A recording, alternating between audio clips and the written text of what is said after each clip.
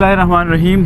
दोस्तों, वोल्टेयर का कौल है कि वहशी नस्लों को अगर आप छोड़ दें और वहशी ज़मानों को अगर आप छोड़ दें और उसके बाद की तारीख़ को अगर आप नोट करें और उसकी देखें तो आपको नज़र आएगा कि दुनिया पर इंसानों से ज़्यादा किताबों ने हुकूमत की है। किताब फ्रांस आया और बादशाह लुइस को हथकड़ियाँ लगाकर ले जाया गया, महल से निकाला गया तो वो अपने हाथ मल रहा था और वो कह रहा था कि हाय अफसोस, मुझे रूसो और मुझे वोल्टेयर की तहरीरों ने डुबो के रख दिया। तो मेरे दोस्तों, ये तहरीर की ताकत है, ये अल्फाज़ की ताकत है, ये कलम की ताकत है, ये किताब की ताकत है कि जिसकी बिना पर दुनिया के माशरों के अंदर इनकलाब आया। अगर दुनिया के माशरों में आज भी इनकलाब आएगा तो वो किताब से आएगा, कलम से आएगा, हुरूफ से आएगा और अमन आएगा तो इसी तरीके से आएगा। हमारी खुशकिस्मती है कि हमारे साथ पाकिस्तान के नामवर राइटर, लिखारी, बच्चों के अदीब, मोटिवेशनल स्पीकर और सोशल एक्टिविस्ट और न जाने कितनी इनकी शख्सियत के रुख हैं और पहलू हैं जिनके ऊपर अगर मैं रोशनी डालने लग जाऊं तो यहाँ रोशनी कम हो पड़ जाएगी, शाम के अंधेरे छा जाएंगे। ख्वाजा मज़हर सिद्दीकी साहब हमारे साथ मौजूद हैं कि ख्वाजा साहब की ज़िंदगी के अंदर कुछ ऐसे मोड़ आए हैं कि जो अगर उनको खोल कर बयान किया जाने लगे और आम इंसानों को, आम लोगों को उनको बताया जाने लगे तो शायद बहुत से लोग उसका यकीन भी ना कर पाएँ कि एक ऐसी बीमारी का शिकार हुए कि जिस बीमारी की वजह से लोग अपनी ज़िंदगी से मायूस हो जाते हैं। लेकिन ये इनकी विल पावर, इनका अज़्म मुसम्मम रासिख़ अज़्म था जिसकी बिना पर अल्लाह पाक ने अपनी रहमत की और उस बीमारी से इन्होंने छुटकारा पाया। और ये इतनी पुरजोश लाइफ इन्होंने गुजारी है, बीमारी से पहले भी और बीमारी से उठने के बाद भी, कि जो बहुत कम लोगों को नसीब होती है। मैं ये कहता हूँ कि ये ज़िंदगी गुजारते नहीं हैं, ज़िंदगी को पूरे ताकत के साथ और पूरे जोश, पूरे जज्बे, पूरी हिम्मत के साथ और एक एक लम्हे का लुत्फ़ लेकर और दूसरों को महसूस करवा के अपनी ज़िंदगी गुजारते हैं। इसी वजह से मैं इनको कहता हूँ कि he is a live wire, यानी वो जहाँ होते हैं ज़िंदगी वहाँ पूरी आबोताब, रंग और ढंग और पूरी उसलूब के साथ ज़िंदगी वहाँ मौजूद होती है। ये एक शख्स हैं, लेकिन इन एक शख्स ने, एक फ़र्द ने बहुत सारे कामों को अपने ज़िम्मे लिया हुआ है और अल्लाह ने इनके कामों को इतनी बरकत डाल दी है कि ये जिस काम के अंदर ये गए हैं उस काम को 4 चांद लगे हैं, अल्लाह ने उसे कामयाबी अता की है। बहुत सारे ऐसे प्रोजेक्ट्स हैं जिनके बारे में मैं मज़ीद आपको बताने लगूं तो फिर वही बात आ जाएगी कि ख्वाजा साहब के साथ गुफ्तगू का जो सिलसिला है वो ज़रा कम पड़ जाएगा। ख्वाजा साहब से हम ये पूछेंगे, ख्वाजा साहब, बुक फेयर में आके कैसा लग रहा है आपको? मैं शुरू दिन से किताब दोस्त हूँ और किताबों का रसिया हूँ। ये वो आदत है जो मैंने बहुत बचपन में अपने अंदर पैदा की थी और मुझे किताब से इश्क है। बल्कि मैं कहा करता हूँ, ये बात मेरे घर वाले भी कहते हैं, दोहराते हैं कि इनको किताब का नशा है। उसकी वजह यह है कि किताबें जो हैं वो हमें अजीम लोगों से मिलवाती हैं, मुलाकात करवाती हैं। पता नहीं किसने कहा था, बल किसी दाना ने कहा था कि किताबें जो है वो हमें मरहूमीन और मुसन्निफ़ीन से मिलवाती हैं जिन्होंने दुनिया में करहाय नुमायाँ सर अंजाम दिए थे, हमारी उनसे मुलाकात करवाती हैं। तो एक किताब जो है वो जहन की बंद गिरों को खोलती है और आपको रास्ता दिखाती है, रोशनी की तरफ ले जाती है, आपकी ज़िंदगी को उजालती है, आपकी सोच को, आपके ख़्याल को, आपकी अमली ज़िंदगी को किताब जो है वो दुरुस्त सिमत दे देती है। और ये बहुत बड़ा एहसास किताब को हासिल है कि अल्लाह ने भी इंसान के लिए आसमान से किताबें नाजिल की हैं, वो हिदायत देती हैं, वो हिदायत के रास्ते पर चलाती हैं और वो कामयाबी की कुंजी हैं।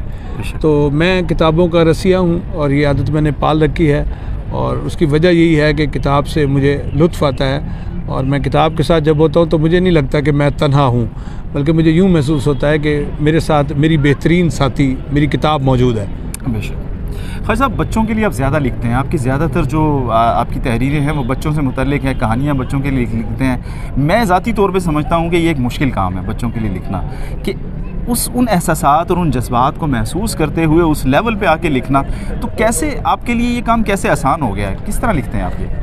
उमर शाहिद तगा साहब, हर इंसान के अंदर एक बच्चा हर वक्त मौजूद होता है और बच्चों के लिए लिखना जो है वो आम आदमी का काम भी नहीं है, बल्कि मैंने ये बात कई जगहों पर, कई मकामात पर कही है कि बच्चों के लिए लिखना बच्चों का खेल नहीं है जी। तो मुश्किल काम है और मुझे मुश्किल काम पसंद है और जब मैं बच्चों के लिए लिखता हूँ तो मैं असल में ख़ुद बच्चा बन जाता हूँ और मैं बच्चों की ज़हनी सतह को, उनकी ज़हनी इस्तेदाद को, उनकी उम्र को सामने रख के लिखता हूँ। मैं ज़्यादातर 8 से 12 साल तक के बच्चों के लिए कहानी लिखता हूँ और मैं कहानी में बच्चों से बातें करता हूँ, अपने तजुर्बात, अपना इल्म और अपने जो हमारे पास विज़डम है उसको शेयर करता हूँ और बच्चों को खुली खुली नसीहत नहीं करता। किसी वाक़े में, किसी किरदार की सूरत में कोई बात ऐसी कह जाता हूँ जो बच्चे के ज़हन पे असर कायम रखे और बच्चा उसको अपनी ज़िंदगी का हिस्सा बना ले।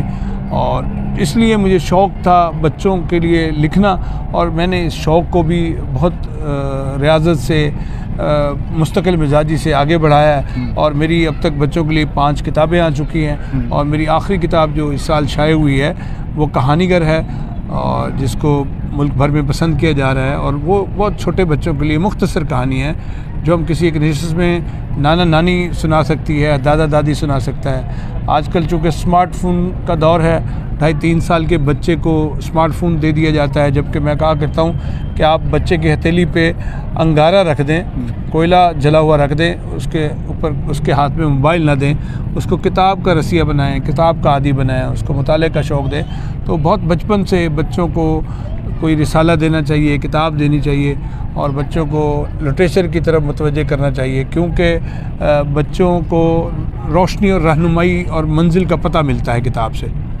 और उनकी तरबियत होती है। तो मेरी उस किताब में भी नानी दादी माँ के लिए कहानियाँ हैं। अब नानी दादियों के पास भी स्मार्टफोन आ गया सर, माओं के पास भी स्मार्टफोन है। मैं बल्कि पढ़ रहा था कि अमेरिका में, न्यूयॉर्क में बच्चों ने सड़क पर आकर एहतजाज किया है कि हमारे जो बड़े हैं, हमारे माँ बाप जो हैं, हमारे बुज़ुर्ग जो हैं, वो हमें वक्त नहीं देते, स्मार्टफोन को बहुत टाइम देते हैं। तो डिजिटल वर्ल्ड में एक बहुत बड़ा मसला ये है कि हमारे हाथ से किताब छूट रही है, छूट नहीं गई, छूट रही है और बड़ा तबका जो है वो किताब से दूर हो गया है। हमें उनको किताब की तरफ लाना है। तो मेरी जो किताब कहानीगर है वो उन्हीं बच्चों के लिए है जो 8 से 12 साल तक के लिए, और जिन्हें हम चाहते हैं कि कहानी में वो किताब से जुड़ जाएं, उनकी दिलचस्पी पैदा हो, क्योंकि बच्चे कहानियों से बहुत ज़्यादा सबक हासिल करते हैं। तो मेरी ये किताब भी बच्चों के लिए आई है सर।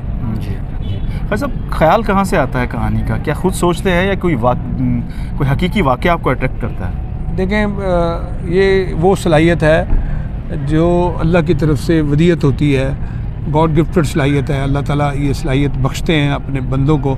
तो मेरे पास तो जो मैं इर्द गिर्द देखता हूँ या बाज़ औक़ात कुछ ख्याल ऐसा भी आता है जो मैंने देखा नहीं होता, तो उसको कलम के ज़रिए किरतास पे ले आता हूँ और जब मेरे ज़हन का ख्याल होता है वो किरदारों में ढलता है तो एक कहानी सामने आ जाती है। तो इश्तियाक साहब भी ये कहा करते थे कि मैं लिखने बैठता हूँ तो मेरे ज़हन में ख्याल कुछ और होता है तो कहानी कुछ और बन जाती है। तो ये अल्लाह की मदद के बगैर नहीं है। अगर आप इस्लाह माशरा के लिए लिख रहे हैं, तरबियत के लिख रहे हैं, आप बच्चों की तफरीह के लिए लिख रहे हैं, तो मेरे ख्याल में लिखते रहना चाहिए। तो मेरे पास जो ख्यालात आते हैं वो अल्लाह की तरफ से अता होती है मुझ पर, उसका करम होता है, उसका फ़ज़ल होता है। मैं खुद कुछ नहीं हूँ, मैंने 200 से ज़ायद बच्चों के लिए कहानियाँ लिखी हैं और शाखार कहानियाँ अल्लाह ने तख्लीक करवाई हैं। लोग मुझसे मिलते हैं तो मुलाकात करते हैं तो मेरी कहानियों का तस्करा करते हैं, मेरे किरदारों का तस्करा करता है। तो मैं समझता हूँ ये अल्लाह का फ़ज़ल है, मेरा अपना कोई कमाल नहीं है। वो मेरे जहन में ख्याल डालते हैं और फिर वो ख्याल सफ़े पर बिखरता है तो एक नई कहानी जन्म ले लेती है। खैर, बिल्कुल ऐसा ही है। आपकी कहानियाँ बहुत अट्रैक्टिव हैं, बहुत शानदार हैं और बहुत दिल को छू लेने वाली हैं। आखिरी सवाल आपसे कुछ पूछूंगा कि आप इतने सारे काम करते हैं, एक काम आपका नहीं है, बहुत सारे कामों में आप अपने आप को आपने लगाया हुआ है। कैसे टाइम मैनेज करते हैं? इतने सारे काम हैं, बंदा उलझ जाता है। किस तरह अपने आप को मैनेज करते हैं? उमर भाई, दुनिया में इंसान के पास जो सबसे, ज़िंदगी के पास, ईमान के बाद जो सबसे कीमती चीज़ है वो वक्त है।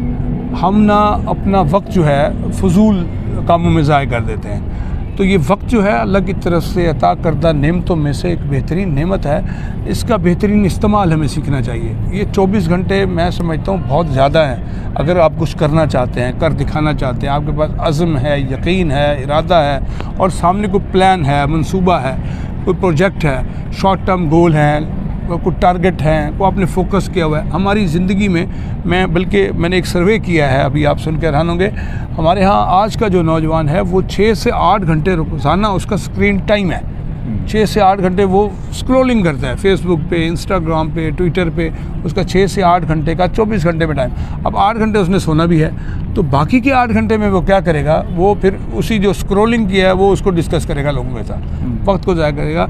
मैं ये कहता हूँ कि आप अगर वक्त की मैनेजमेंट सीख लें, वक्त का दुरुस्त और बेहतरीन इस्तेमाल सीख लें, तो आप भी एक दिन में कई काम कर सकते हैं। आप रात सोने से पहले अगले दिन का प्लान तैयार कर लें, वीक का प्लान तैयार कर लें, मंथ का प्लान तैयार कर लें, ईयर का प्लान तैयार कर लें, छोटे गोल बड़े गोल बना लें। तो मैं समझता हूँ आप एक फ़र्द जो है अपनी ज़ात में अंजुमन बन सकता है, एक अच्छा ऑर्गेनाइज़र बन सकता है, एक अच्छा लीडर बन सकता है, वो राइटर भी बन सकता है, स्पीकर भी बन सकता है, बिजनेसमैन भी बन सकता है, एंटरप्रेन्योरशिप भी बन सकता है। वो कुछ भी बड़ा काम कर सकता है अगर वो अपने वक्त का दुरुस्त इस्तेमाल सीख ले। तो ये मैं समझता हूँ मुझ पर अल्लाह का करम है, मेरे वक्त में अल्लाह ने बरकत रख दी है। मैं खैर के भलाई के कामों में, इंसानियत की खिदमत के कामों में कदम बढ़ाता हूँ, तो अल्लाह ताला मेरी मामलत फरमाते हैं, रहनुमाई फरमाते हैं और मेरे वक्त में बरकत डाल देते हैं। ये सब अल्लाह का करम है, मेरा अपना कोई कमाल नहीं है सर। बहुत शुक्रिया खैर साहब, आपने बड़ा कीमती टाइम दिया, बहुत शुक्रिया, बहुत खूबसूरत ख्यालात का इजहार किया और हमें बड़ी अच्छी अच्छी बातें बताई। मैं आप इस प्रोग्राम के आखिर में नौजवानों को ये कहूँगा कि आप अपनी जो अल्लाह ने आपको ज़िंदगी दी है, ये एक चांस है आपके लिए। आप इस चांस को अवेल करें, कोई बड़ा काम करके जाएं, कोई ऐसा काबिल फ़ख्र कारनामा सर अंजाम दे के जाएँ कि आपकी आने वाली नस्लों को आप पर फ़ख्र हो। इंसानियत के लिए कोई बड़ा काम करके जाएँ। आप अपने जो तखरीबी ज़हन है, तखरीबी ख़यालात हैं, मनफी सोचें, इनको डिलीट करें, रिमूव करें। नफ़रतों को, अदावतों को, दुश्मनियों को, तअस्सुबात को ख़त्म करें। अपने वक्त का दुरुस्त इस्तेमाल सीखें और इस माशरे को, इस समाज को ऐसे नौजवानों की ज़रूरत है जो अंधेरों के पहाड़ ना खड़े करें, बल्कि इल्म के, रोशनी के, अमल के मीनार खड़े करें और जिससे इस समाज में बेहतरी आए, लोग मुफीद काम करें और इस समाज के हमारे नौजवान काबिल फ़ख्र हीरो समझे जाएं। और ये जोहर काबिल हमारे यहाँ मौजूद है, बस एक अज़्म की, एक इरादे की और एक यकीन की कमी है। तो नौजवानों को चाहिए कि वो आगे बढ़कर इस काम को संभालें कि जिससे समाज में बेहतरी आ सके। जी खालिद साहब, बहुत बहुत शुक्रिया, आपने बड़ा कीमती टाइम दिया। जज़ाकल्लाह, आपको भी शुक्रिया, आपके मशहूर, मैं भी मशहूर हैं। जज़ाकल्लाह, बहुत शुक्रिया।